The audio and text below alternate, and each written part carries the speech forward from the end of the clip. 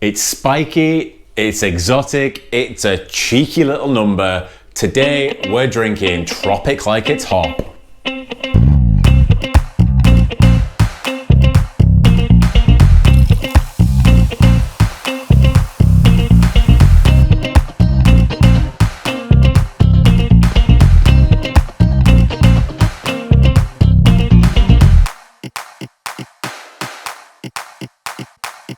Hi guys, it's Jim here from Dr. Tankenstein with another episode of Beers of the British Isles with another special guest.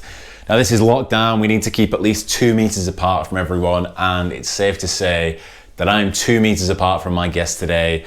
Welcome to the show, Richard Jones. Hi Jim, how you doing? Nice to have you, mate. How you doing? Good. Are you well? I am surviving the lockdown, yes, thank you very much. Surviving the lockdown, good stuff. With wife and baby in tow, I imagine? Yeah, baby in bed, wife in the house, in a different room. But yes, all safe and well. Perfect, so now we're drinking beers. Yeah, good stuff. So today we're drinking Tropic Like it's hot. Tropic Like it's hot? Tropic Like it's hot. I feel like there are too many P's in that. Tropic Like it's hot from Innis and Gunn. This is a tropical pale ale. Now this was suggested by you, Rich. Why did you suggest this beer today? I liked the name of the beer, and that was about it. That's what So I was going to say it was. This was £2 from the Co-Op, and it's worth it just for the name. Absolutely. Alone. So you're a Morrison's guy. Yeah, right? I tend to buy my things from Morrison's. Yes. Yeah, so, Co-Op, Morrison's, you can get it from either one of those places. This is it's 4.4%, so nice and sessionable in the range that I like. It's another tropical pale ale. Now, Rich, have you had this beer before? I've never had this beer before. It was one that I just thought, I like the sound of. I do like a hoppy beer. Fruity notes, shall we say? Yeah. So I thought it was one to choose and try. Yeah. Well, that's it. Yeah, because I'm a little bit nervous here because tropical pale ale or a passion fruit pale ale doesn't quite make sense to me. A pale ale is, in my mind, typically you're looking for a little bit of malt character left over after the hops have died, and the hop character should be it should be pronounced, but it shouldn't be excessive. Normally, if you were to drink like a passion fruit beer, it would be, say, an IPA rather than a pale ale. So I'm wondering whether this is mislabeled. What do you reckon, Rich? Can you have a passion fruit pale ale? I believe as I've read the juicy passion fruit wording on the side of it, it's obviously. I'm not sure if do hops bring passion fruit notes or will it? They can do, yeah. So the hops that are involved in this, we're looking at Citra and Mosaic. So Citra doesn't really offer much of a passion fruit aroma. Mosaic can, and normally what happens is if you really, really heavily hop with Mosaic or heavily dry hop with Mosaic, that's when you get those passion fruit flavors. So I'm guessing, or that may be what they've done here. The malt bill particularly isn't very spectacular, or you certainly don't have much information. Innis and Gunn have their own malt or barley cultivar, so they've used their pale malt, and they've also used some oats, and that's it. So I guess I'm worried that this is just going to be a New England pale ale that hasn't been executed very well. What do you think? Maybe. I mean, are you expecting kind of a thinner body because of the malts in there, or are you not sure that they can actually stand up to that? No. See, what I'm imagining actually is the opposite. What I'm imagining is that kind of that pillowiness that they describe. Whenever you use heavy oats in a beer, or certainly nowadays, if you see oats in the malt bill of a beer, you're expecting something kind of hazy, kind of chewy, a little bit thicker and fuller bodied than I would like a pale ale to be. And with it being with seeing those mango notes there, I'm wondering, passion fruit notes, I'm wondering whether they're relying a lot on that New England style IPA technique. I don't know. I mean, you like to use oats a lot in your brewing, so I mean, sure do. Maybe you're the best person to guess what this might be like. I mean, I've said that now, so I'm talking shit because I've said all that. They do advertise that they actually use passion fruit in the beer, so maybe the passion fruit is coming from the passion fruit rather than the hops. I don't know. They also advertise an assertive, comfortable bitterness in the aftertaste. So maybe, Rich, we should stop gassing and just pour our beers, eh? Let's dive in.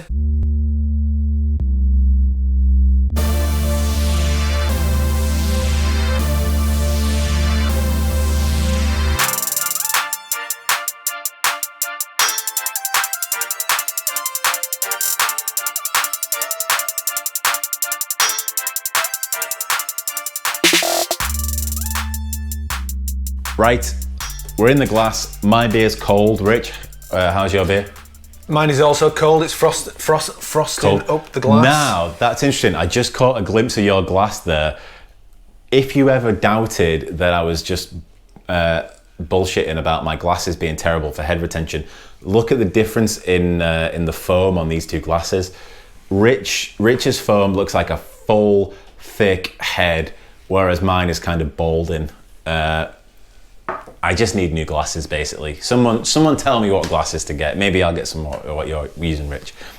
Okay, so interestingly, I was wrong about the oats because this is a nice, clear beer. It's kind of golden coloured. I guess Innis and Gunn own malt, if that's what they've used. I guess doesn't impart much colour. Yeah, I guess I was wrong about that. I was expecting some haze. Yeah, nice and clear. Obviously, once the condensation's out of the way, brush that apart. Looking pretty good. Not overly carbonated to say. There's not many bubbles in my glass. I don't know about yourself. Well, my glass is kicking off some bubbles, but I guess we can find that out when we get in there. So, reasonable head. We've got proof now. Golden colour. Let's give it a little sniff. Yeah, so I guess that does smell quite juicy. Yeah, that you can definitely sense the fruit in there. You can.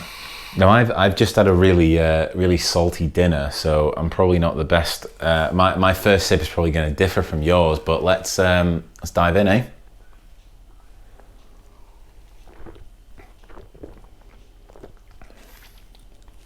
Wow. Yeah, there's definitely some passion fruit in that. I find that it's more in the nose than in the mouth. Do you think? I could definitely get it through when I was smelling it rather than maybe I'm getting my taste buds. The nose is very strong. I will give you that. But what I think is when I'm tasting this beer, actually, it's actually quite dry, and it is quite bitter. I was worried that it wasn't going to be because we don't have any IBUs on this, so I was worried that it was going to be on the sweeter side. It's quite dry. It has that kind of subtle sweetness that is I think is brought about by low malt flavour, but not a lot of. It's kind of the residual bitterness that you're left over with from oats, maybe. Well, you guide me on this one, Jim. I mean, I'm tasting it sort of mid-tongue bitterness. You're right, yeah. It definitely doesn't linger. The bitterness that they advertised was kind of an aftertaste almost. It was almost as if what was going to happen is you were going to be flooded with passion fruit, and then you were going to taste the bitterness. But for me, yeah, you're right. It doesn't kind of stick to the back of your throat. It kind of just sits nice on your tongue. Yeah, absolutely. I'm not getting anything in the back yet. So I just want to have another taste. Yeah, dive in. Yeah, so I mean, it is actually quite understated. Citra and Mosaic, I'm quite surprised because I'm not getting any Citra in this at all. And I would be surprised if they've done kind of an early dry hop in this because it's so clear. Yeah, what I'm imagining is a lot of the flavour of this beer is actually juice, rather than hop.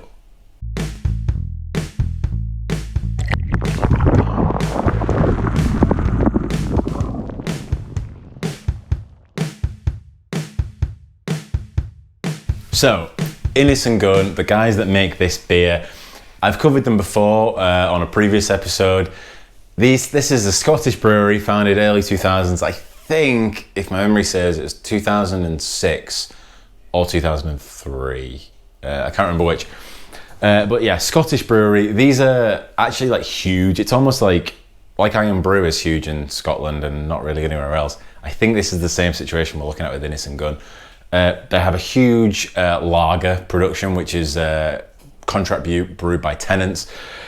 But these guys are really favour themselves on, they have this weird barrel, they say that they turn barrel aging on their heads. Rich, I don't know if you know anything about this.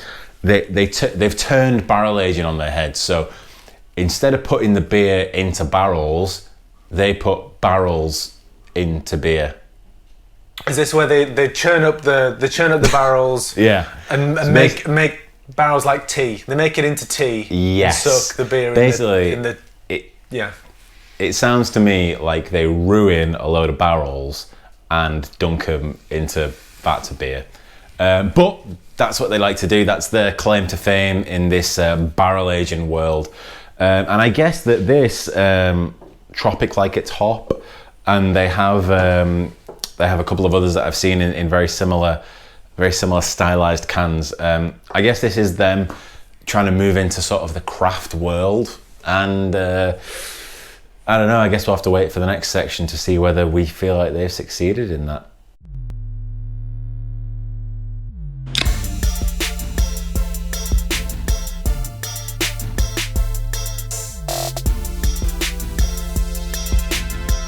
Okay, so Rich, special guest, Richard, you chose this beer today mainly because it's got a cool name, and I agree.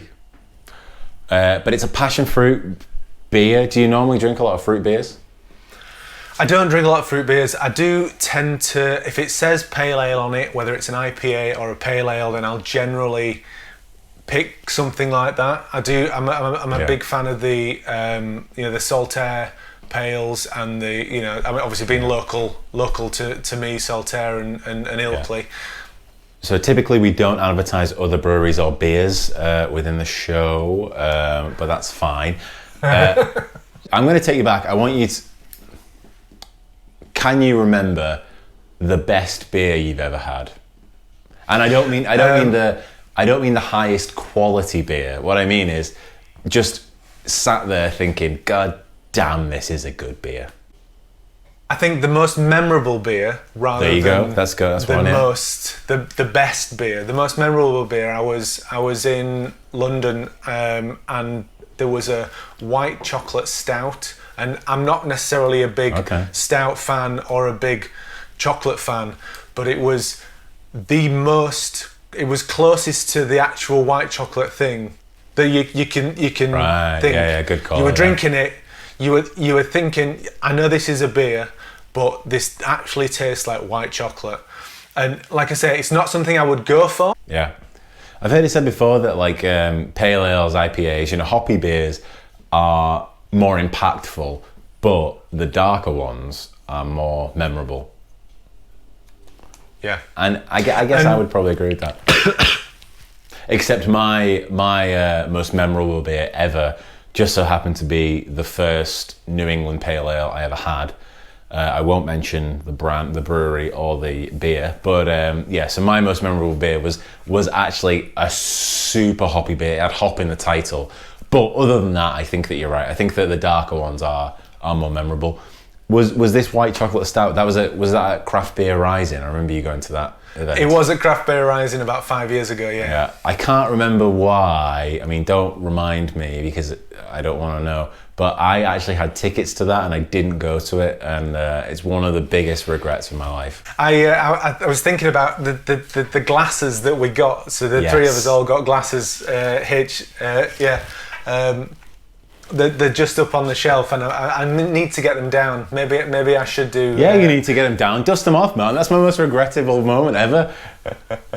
Yeah. So, just one last question before we drop this like it's hop. Was the white chocolate stout? Was it a white stout or was it a regular black stout? From memory, because it was further on in the night than the beginning. Yep. So your memories further close to you. To my knowledge, it was a dark stout. But, but maybe I could look into that. Yeah. Okay, cool. A dark white chocolate stout, most memorable beer ever.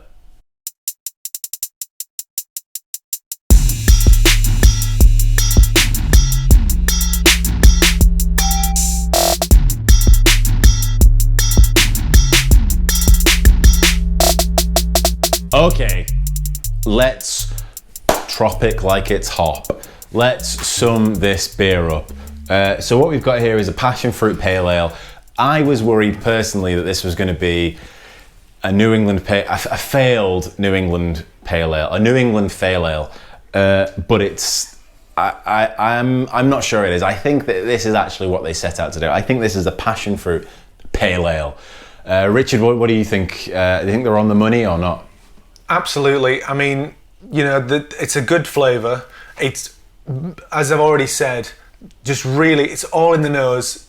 Like as soon as I took another drink, took another sip a second ago, and as I poured it, it was just all passion fruit, really fruity, really tasty. I think you're right. I think with this one, I think I've been a little bit misled with this, to be honest, because I think that the nose definitely leads the beer. So we'll just start from the top. So it's actually got quite a good head, even in my glasses. It's got a kind of a golden colour, no haze, which is nice because I was expecting quite a lot of haze, which was going to be disappointing, and it hasn't come through. Now the nose, as Richard said, is very passion fruity, and I think that comes from the juice and maybe a little bit of the hops.